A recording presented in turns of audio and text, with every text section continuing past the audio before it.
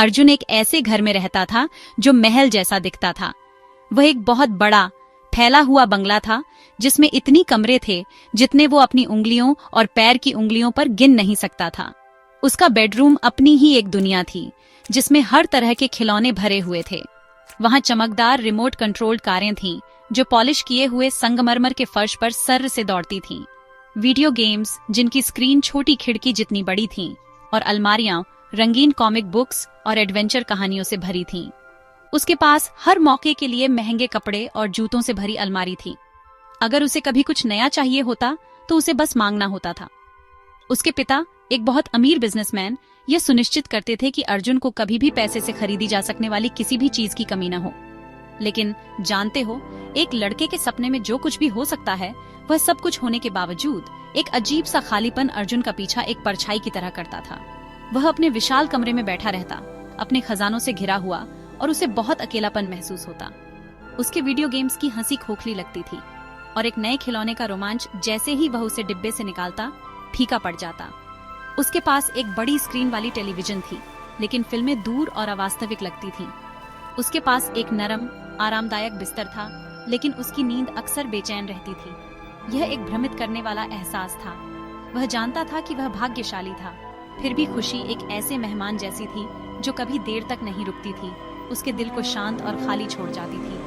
वह अक्सर अपने एस्टेट के विशाल लॉन में मालियों के बच्चों को खेलते हुए देखता था। उनके पास कोई फैंसी खिलौने नहीं थे, बस एक घिसी हुई रबर की गेंद और उनकी अपनी कल्पना थी। फिर भी उनकी हंसी जोर से और सच्ची थी, हवा में इस तरह गूंजती थी जैसे उसकी अपनी कभी नहीं गूंजी। वे एक दूसरे का पीछा करते, उनके चेहरे खुशी से चमकते और सबसे सरल खेलों में अंतहीन मनोरंजन पाते। अर्जुन उन्हें अपनी बालकनी से देखता, खुशी की एक दुनिया का एक मूक दर्शक जो उसकी पहुंच से बिल्कुल बाहर लगती थी। वह सोचता था कि उनका रहस्य क्या था। वे इतनी कम चीजों में इतने जीवन से भरपूर कैसे हो सकते थे। उसके जीवन और उनके जीवन के बीच का अंतर एक लगातार पहेली थी। उसके पास एक स्विमिंग पूल था, लेकिन उन्हें बारिश के बाद एक छोटे से गड्ढे में पानी उछालने में ज्यादा खुशी मिलती थी। उसके पास एक शेफ द्वारा तैयार किया गया सबसे बढ़िया खाना होता था, लेकिन वे दोस्तों के साथ साझा की गई एक साधारण रोटी के टुकड़े को ज्यादा खुशी से खाते थे। उनकी दुनिया छोटी और सरल थी, फिर भी वह उसकी अपनी सोने के पिंजरे से कहीं ज्यादा बड़ी और चमकदार लगती। ये बढ़ती हुई समझ उसे परेशान करती थी, जिससे वह एक अच्छे जीवन की परिभाषा पर सवाल उठाने लगा। उसे लगने लगा कि शायद, बस शायद, उसकी सारी संपत्ति उस खुशी का जवाब नहीं थी जिसकी उसे इतनी बेताबी से तलाश थी। एक धूप वाली दोपहर अर्जुन ने जवाब ढूंढने का फैसला किया। वह उस पार्क में गया जहां उसके स्कूल के दोस्त रोहन और समीर खेल रहे थे। ये लड़के साधारण मध्यम वर्गीय परिवारों से थे। उनके पास बंगले या लेटेस्ट गैजेट्स नहीं थे। रोहन के पास एक साइकिल थी जो थोड़ी जंग लगी हुई थी, और समीर ने एक ऐसी घड़ी पहनी हुई थी जिसकी स्क्रीन टूटी हुई थी, लेकिन उनके चेहरे हमेशा मुस्कुराहट से जगमगाते रहते थे। वे दो पेड़ों के बीच एक घिसी हुई फुटबॉल को किक कर रहे थे, जिन्हें वे गोल पोस्ट के रूप में इस्तेमाल करते थे। उनकी खुशी की चीखें और दोस्ताना बहस हवा में एक ऐसी ऊर्जा भर रही थी जिसकी अर्जुन प्रशंसा करता था। वह उनके पास गया, जिज्ञासा और ईर्ष्या के मिश्रण का अनुभव करते हुए। उनका खेल खत्म होने के बाद वह उनके साथ एक बड़े बरगद के पेड़ के नीचे बैठ गया। तुम हमेशा इतने खुश कैसे रहते हो? अर्जुन ने पूछा। उसकी आवाज मुश्किल से सुनाई दे रही थी। तुम्हारे पास वो सब चीजें नहीं हैं जो मेरे पास हैं, फिर भी तुम बहुत मजे करते हो। रोहन ने अपने हाथ के पिछले हिस्से से माथे से पसीना पोंछते हुए समीर की तरफ देखा और फिर अर्जुन की तरफ। मजा कोई ऐसी चीज नहीं है जिसे तुम खरीदते हो अर्जुन, रोहन ने प्यार से कहा। हमारे पास एक दूसरे हैं, हमारे पास हमारे परिवार हैं, हम साथ खेलते हैं, हम स्कूल में अपने टिफिन शेयर करते हैं और हम होमवर्क में एक दूसरे की मदद करते हैं। यही हमें खुश करता है, समीर ने रोहन के विचार में जोड़ते हुए कहा, एक ऐसी समझदारी के साथ जो उसकी उम्र से कहीं ज्यादा लगती थी। मेरी माँ कहती है कि सच्ची खुशी पल साझा करने से आती है, न कि चीजें जमा करने से। कल मेरे पिता और मैंने अपनी साइकिल ठीक करने में पूरी शाम बिताई। हमारे हाथों में ग्रीस लग गया, लेकिन हम बहुत हंसे। वह याद मेरे लिए एक नई साइकिल से ज्यादा कीमती है। अर्जुन ने ध्यान से सुना, हर शब्द उसके दिल में गहराई तक उतर गया। उसने अपने पिता के बारे में सोचा, जो हमेशा काम और फोन कॉल्स में व्यस्त रहते थे। वे शायद ही कभी ऐसे सरल जॉयफुल पल साझा करते थे। यह बातचीत अर्जुन के लिए एक बड़ा खुलासा था। पहली बार उसने समझा कि खुशी कोई ऐसी चीज नहीं थी जिसे दुकान से खरीदा जा सके। यह एक ऐसा एहसास था जो दूसरे लोगों के साथ संबंधों से बढ़ता था। यह दोस्ती की गर्मजोशी में था, परिवार के आराम में था और साझा अनुभवों की खुशी में था। उसके दोस्तों की दौलत उनकी जेबों में नहीं थी, बल्कि उनके रिश्तों में और छोटी रोजमर्रा की चीजों में खुशी ढूंढने की उनकी क्षमता में थी। उसने महसूस किया कि सब कुछ पाने की अपनी चाह में वह इसे किसी के साथ साझा करने के महत्व को भूल गया था। एक नया संकल्प उसके अंदर बनने लगा। एक नई समझ से भरकर अर्जुन घर गया और अपने पिता से बात की। यह पहली बार था जब उसने ऐसी बातचीत शुरू की थी जो किसी नए खिलौने या गैजेट के बारे में नहीं थी। पिताजी, उसने घबराते हुए शुरू किया, मैं कुछ अलग करना चाहता हूँ। मेरे दोस्त कहते हैं कि खुशी दूसरों की मदद करने और लोगों के साथ समय बिताने से आती है। क्या हम कहीं जा सकते हैं जहाँ हम ऐसा कर सकें? शायद किसी गाँव में, जहाँ हम उन लोगों की मदद कर सकें जिनके पास हम जितना नहीं है। उसके पिता अपने बेटे के इस असामान्य अनुरोध से हैरान अपने जरूरी कागजात से ऊपर देखा। उन्होंने अर्जुन की आंखों में एक ईमानदारी देखी जो उन्होंने पहले कभी नहीं देखी थी। उसके पिता अपने बेटे की बातों से प्रभावित होकर मान गए। अगले सप्ताहांत वे शहर के शोर और ऊंची इमारतों से बहुत दूर एक छोटे साधारण गांव में गए, जहां उसके पिता की कंपनी एक स्थानीय स्कूल का समर्थन करती थी। वह स्कूल एक साधारण ढांचा था जिसकी दीवारें चमकीले रंगों से रंगी हुई थीं, लेकिन वह बच्चों की खुश आवाजों से भरा हुआ था। इन बच्चों के पास बहुत कम था।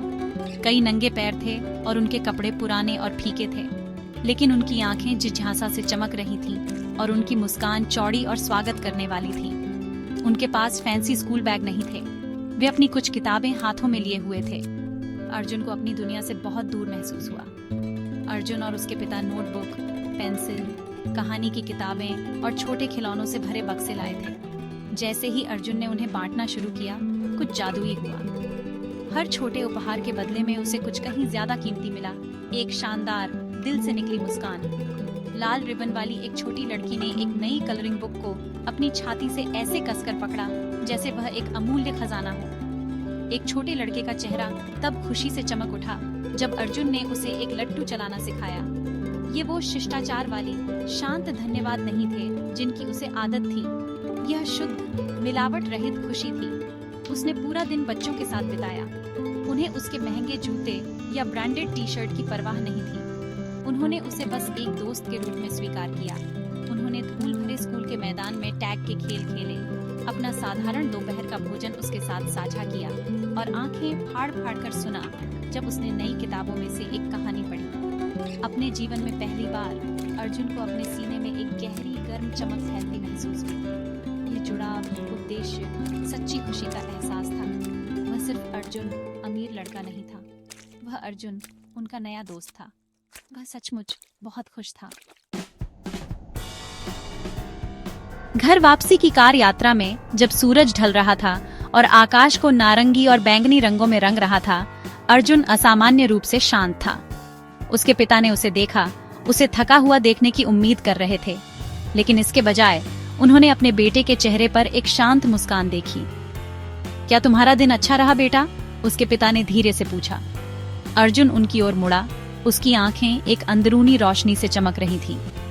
पिताजी, यह मेरे जीवन का सबसे अच्छा दिन था, उसने विश्वास के साथ कहा। मैंने कोई वीडियो गेम नहीं खेला और न ही कोई नया खिलौना मिला, लेकिन मैंने कभी इतनी खुशी महसूस नहीं की। उनकी मुस्कान, वह मुझे मिला अब तक का सबसे अच्छा उपहार था। उस दिन से अर्जुन एक बदला हुआ लड़का था। महल जैसा घर अब एक खाली पिंजरा नहीं लगता था। उसने समझा कि चीजें तो बस चीजें होती हैं, लेकिन लोग ही जीवन को अर्थ देते हैं। उसने अपने गैजेट्स के साथ कम समय और लोगों के साथ ज्यादा समय बिताना शुरू कर दिया। उसने हर शाम अपने पिता से बात करने की आदत डाली, अपने दिन के बारे में कहानियां साझा की। उसने अपने दोस्तों रोहन और समीर को बुलाया, अपने खिलौने दिखाने के लिए नहीं, बल्कि बगीचे में फुटबॉल खेलने और बस उनकी कंपनी का आनंद लेने के लिए।